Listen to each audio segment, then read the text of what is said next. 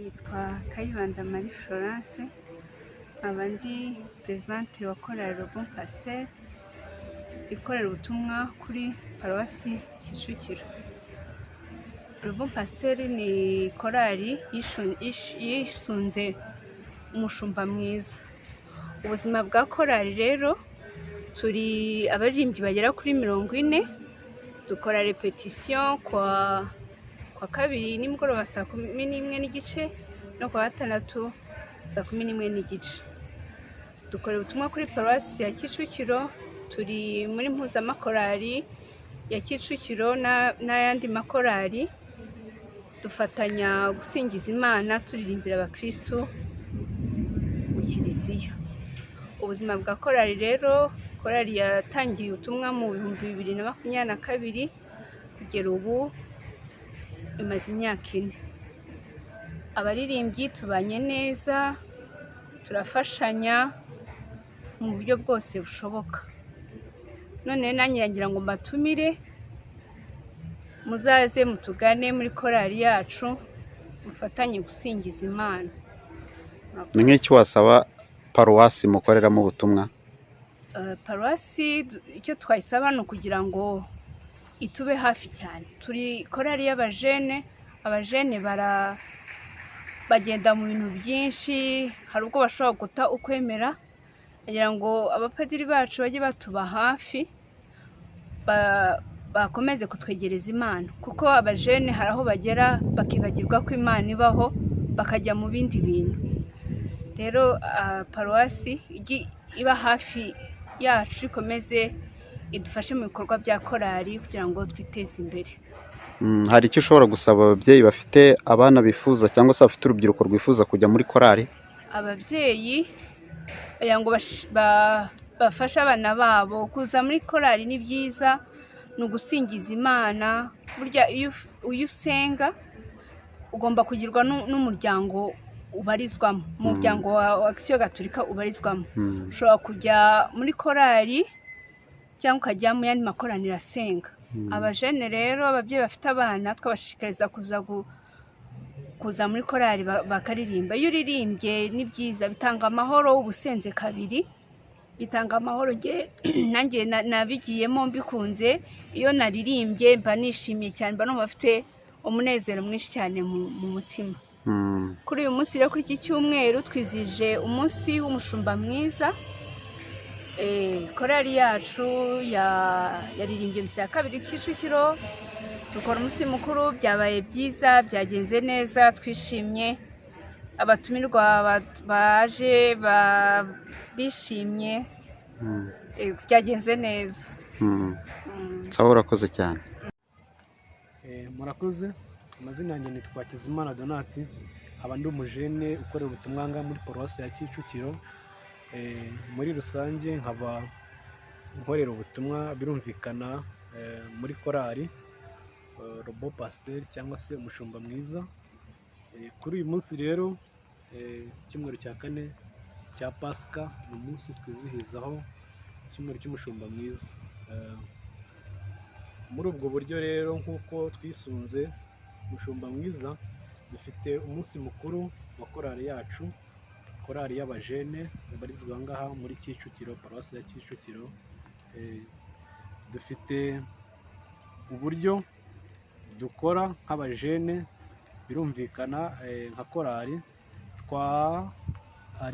tugira ihuriro ry'urubyiruko riba buri wa gatatu, ryitwa Mercredi de Jeunes.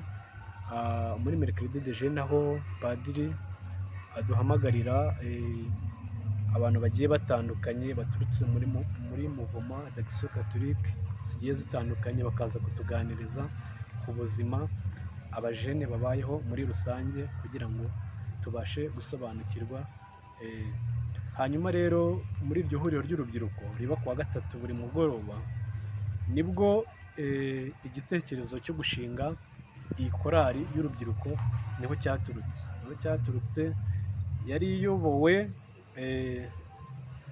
Mercredi de Jeunes, birumvikana, ibiyobowe n'urubyiruko, komite y'urubyiruko, ndetse n'abandi bajene bakorera ubutumwa muri Kiliziya Gatolika hano kuri Paruwasi ya Kicukiro. nibwo twicaye turavuga ati se nta kuntu iyi Mercredi de Jeunes yavamo korali y'abajene noneho kugira ngo tujye dufasha abakirisitu gusenga binyuze mu butumwa bw'indirimbo. Tubona ko ari ibintu bishoboka, turicara tubiganiraho, hanyuma tugera aho ngaho tubishyira mu bikorwa. Twabishyize mu bikorwa bigenze gute rero? Twari dufite umunsi mukuru w'urubyiruko birumvikana, hanyuma turavuga ubu tugiye kubishyira mu bikorwa. Ndabyibuka neza, yari ku itariki 11 z'ukwezi kwa kabiri 2022. Ubwo murumva ko hashize imyaka igera muri 4. Twahuriye nk'abajene ku Muyange, ku bafureri, hanyuma turaganira turavuga ati se tubigenze gute, tureba ibisabwa kugira ngo korali ishingwe, tubiganiraho, hanyuma dufashijwe n'uwahoze ari perezida w'urubyiruko muri paruwasi ya Kicukiro, bamwita Felix Hagenimana. Hanyuma tubihereza umurongo, bigenda neza, tubiganiraho, korali ibishinzwe gutyo. Twatangiye turi abantu bakeya, hanyuma n'abandi bagenda baza biyongera. Korali ibirashinzwe muri ubwo buryo, hanyuma abaririmbyi baba benshi. Icyo gihe twari dufite Padiri Samuel, ubu ngubu ntabwo tukimufite, asigaye ari padiri mukuru wa paruwasi ya Karenge, ariko yabidufashijemo, aratubwira ngo korali igomba kuba ifite ibingibi bisabwa, aduhereza inama nyinshi cyane zigiye zitandukanye. Korali turayishinga, korali igenda neza, abajene baratuyoboka, dutangira turirimba misa z'imibyizi, tubona birimo biragenda neza, dushaka abarimu baraza baradufasha, abakristo bafasha kwitagatifuza, abajene baratuyoboka ari benshi cyane, kuko urumva abajene ni imbaraga za kiliziya. Kuko iyo twaririmbaga misa z'imibyizi, umujene wese witabiriye misa yarazaga nawe akadufurowinga, akadukurikira, birangira tubaye benshi, bagenda biyongera gutyo. Igihe cyarageze, padiri Samuel ubutumwa burimuka, bwimukira muri paruwasi ya Karenge, baza kuza kutuzana undi musaseridoti, Padiri Gwiza, aradufasha akomerezaho padiri yari ageze. Korali birakomeye, yakomeza itera imbere, tukomeza tubona yuko korali itagomba kuba korali gusa, ahubwo tugomba no gukora n'ibindi bikorwa bidufasha kwitagatifuza, ibikorwa by'urukundo. Muri zone ya paruwase buri mwaka tugira igikorwa cy'urukundo dukora. Birumvikana nk'abajene twebwe tubarizwa muri korali, ni twebwe tugomba kuba itara kugira ngo n'abandi badukurikire. Ubwo ni twebwe dutangiza umushinga, ndetse n'abandi bajene bakaza muri rusange. Ubwo iyo tugiye mu gikorwa cy'urukundo rero tugira rimwe mu mwaka, abajene baza ari benshi cyane, ugasanga muvoma ni nyinshi, abajene baritabiriye, dufite imbaraga, nyine baratujoyininga, ibintu bigenda neza. Hanyuma rero muri aka kanya rero, uyu munsi twizihizaho umunsi mukuru w'umushumba mwiza, kuko niwo twisunze. Ubona yuko abajene ni benshi cyane, baritabira. Ngira ngo mwagiye mubibona muri misa twari dufite uyu munsi, bari benshi, ubona bishimye, baje ari benshi cyane. Ababyeyi bari kutwohereza abana, ukabona nyine ibintu ni byiza cyane. Ngira ngo abajene nabashimira kuba aho tugeze ni ahantu hashimishije. Biratanga icyizere yuko mu myaka iri imbere paruwasi yacu ya Kicukiro tuzaba dufite abajene benshi cyane, kandi bari mu miryango ya Kiliziya Gatolika igiye itandukanye. Ntabwo tubarizwa mu makorali honyine gusa, kuko byagiye bidufungura n'andi mayira yo kwinjira mu zindi muvoma zikorerwa aha ngaha. Hari abakaraza, hari abasonzeye ubutungane, hari izindi muvoma nyinshi cyane zigenda zikorerwa aha ngaha, tugenda duhuriramo, zidufasha gusenga kugira ngo n'ibindi byose bigende biza. Kuko uko twitabira repetisiyo, turepeta buri wa kabiri saa 11 z'umugoroba na buri wa gatandatu. Ntabwo duhuzwa no kurepeta gusa, ahubwo iyo repetisiyo irangiye turaganira tukavuga ati ni gute twakwitagatifuza tugateza imbere abajene, twese nyine tugahurira hamwe ntiduhuzwe n'uko twaje kuririmba gusa, ahubwo duhuzwe n'ibindi nabyo bigenda bishimangira urukundo rwacu nk'abana b'Imana, nk'uko Kristo yabitubwiye ngo mukundane nk'uko nabakunze. Tugerageza kubikora rero dufashijwe na komite y'urubyiruko birumvikana, ndetse na komite ya korali iriho ubu ngubu, n'ababyeyi bacu birumvikana, padiri mukuru ndetse na umuneye w'urubyiruko padiri Gwiza atuba hafi umunsi ku munsi. Turamushimiye tunamusabira umugisha ku Mana kugira ngo Imana ikomeze imufashe, akomeze abe hafi y'urubyiruko kugira ngo dukomeze tube itara rimurikira bose na hose. Turabashimiye cyane rero kuri uyu munsi, igitambo twagize cya misa cyari cyiza cyane, abakristo bari benshi.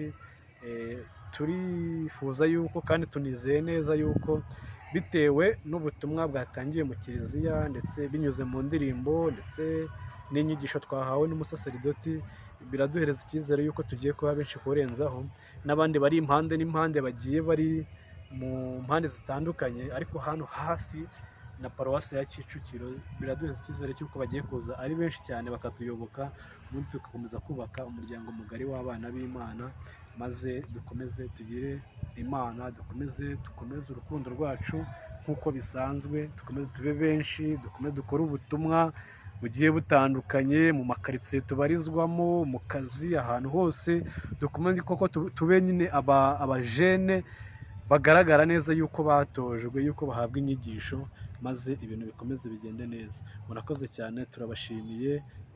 Icyo twasaba, ndasoza nsaba, icyo twasaba ababyeyi basengera hanga kuri paruwasi ya Kicukiro nuko mwatwohereza abajene benshi cyane, tugakomeza tukaba benshi tukaguka, hanyuma paruwasi yacu ya Kicukiro igakomeza igashinga imizi, kuko urubyiruko ni imbaraga za kiliziya. Mu gihe turi benshi dukorera hamwe, kiliziya byanze bikunze izatera imbere, na ba bandi bari hirya birirwa mu bintu bigiye bitandukanye bibatandukanye n'Imana, tuzababera itara, bagende badukurikiye, bibe byiza, kuko bazabona yuko turi mu murongo mwiza, ubundi badukurikire, maze dukomeze dufatanye kubaka umuryango mugari w'abana b'Imana. Murakoze cyane, turabashimiye.